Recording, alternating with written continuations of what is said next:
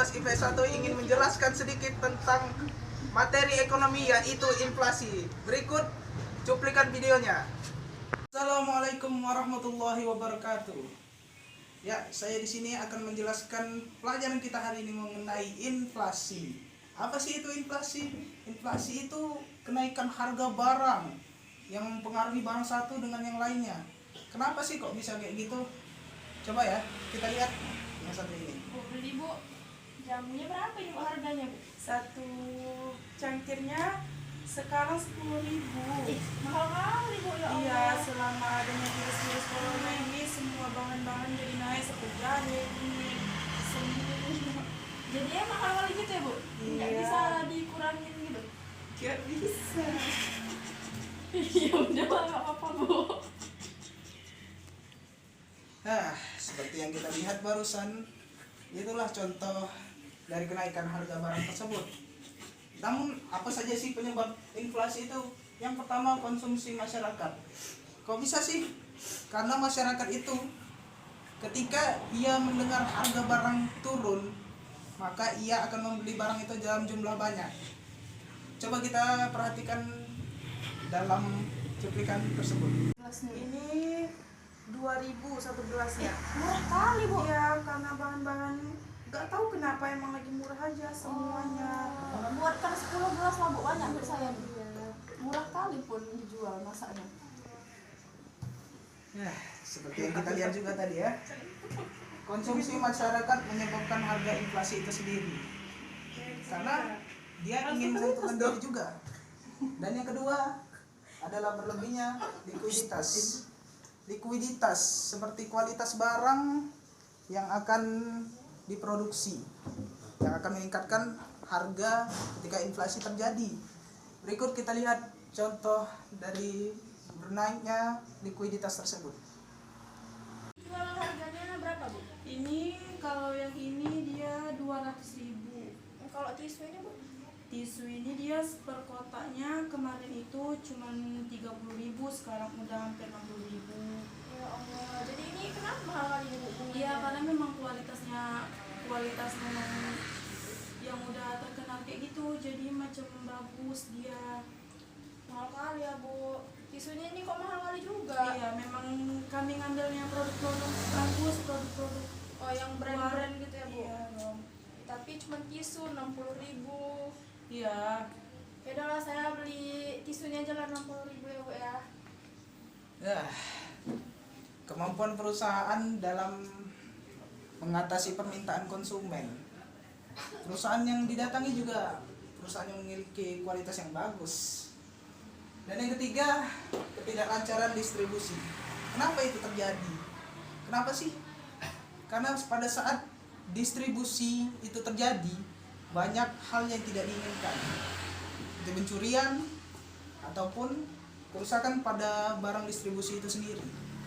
Itulah yang menyebabkan penyebab inflasi itu terjadi, yang mempengaruhi barang-barang lainnya ketika distribusi itu terjadi. Dan selanjutnya akan saya serahkan kepada rekan saya. Ya, sekian dari saya. Wassalamualaikum warahmatullahi wabarakatuh.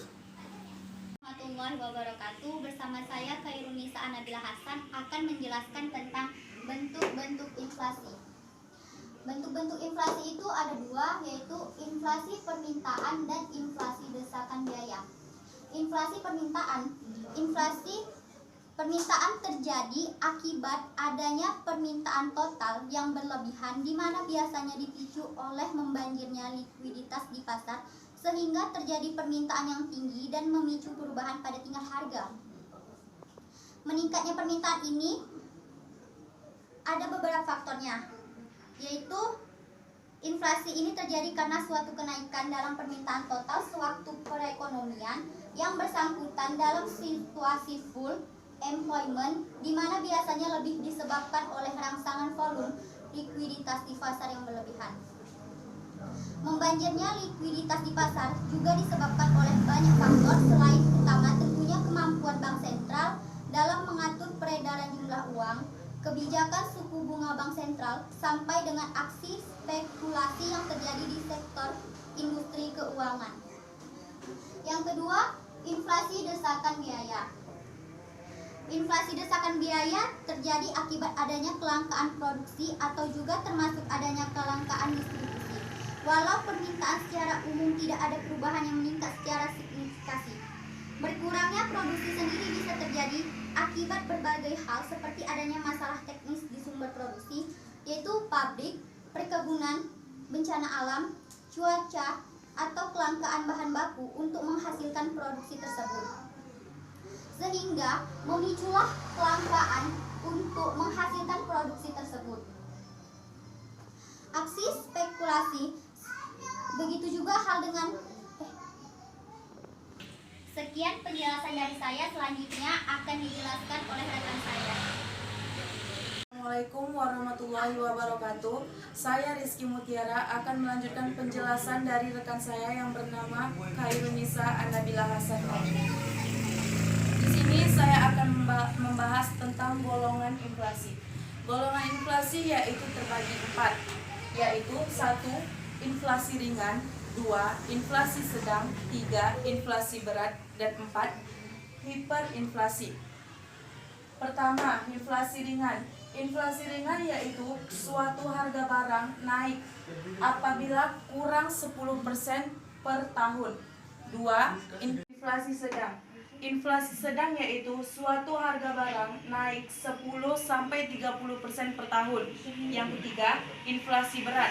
Inflasi berat yaitu suatu harga barang naik 30-100% per tahun. Yang terakhir, hiperinflasi. Hiperinflasi yaitu suatu harga barang naik lebih dari 10% per tahun. Selanjutnya akan dijelaskan oleh rekan saya. Assalamualaikum warahmatullahi wabarakatuh. Assalamualaikum warahmatullahi wabarakatuh. Saya Nur Adija akan melanjutkan penjelasan dari rekan saya tadi. Di sini saya akan menjelaskan tentang dampak inflasi bagi debitur. Dampak inflasi bagi debitur atau orang yang meminjam uang dari bank. Inflasi menguntungkan karena pada saat pembayaran utang kepada kreditur, nilai uang lebih rendah dibandingkan pada saat meminjam. Sebaliknya, kreditur atau pihak yang meminjamkan uang akan mengalami kerugian karena nilai uang pengembalian lebih rendah jika dibandingkan pada saat peminjaman. Warahmatullahi wabarakatuh. Saya Andi Winanti. Di sini saya akan melanjutkan penjelasan dari rekan saya.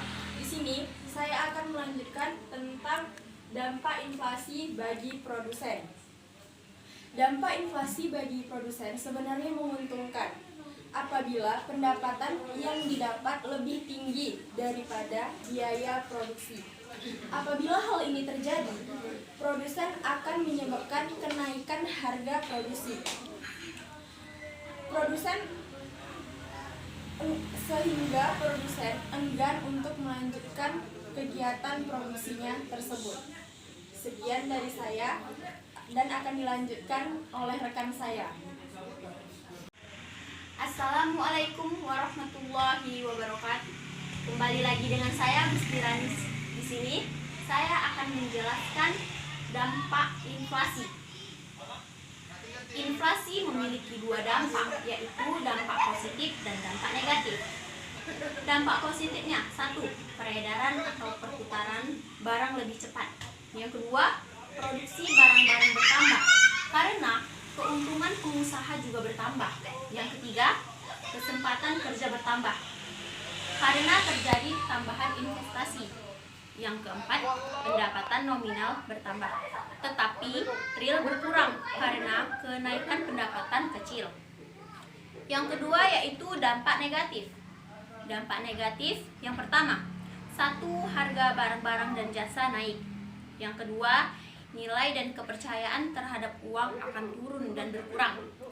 Yang ketiga, menimbulkan tindakan spekulasi. Yang keempat, banyak proyek pembangunan macet atau terlantar. Dan yang terakhir, kesadaran menabung masyarakat berkurang. Sekian dari saya, terima kasih. Video dari kami tadi semoga dapat bermanfaat dan dapat menambah ilmu Anda yang menonton video ini. Baiklah, kami ucapkan wassalamualaikum.